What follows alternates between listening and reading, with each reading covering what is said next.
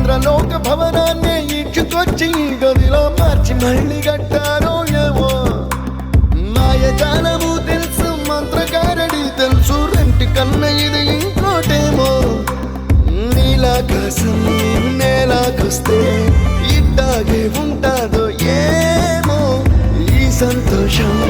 దాచాలంటే హృదయాలు ఓ వంద కావాలేమో ఇంతందంగా ఉంటుందా ఈ లోకం ఇన్నాళ్ళు ఈ మనసుకి తెలియాలేదే పాపం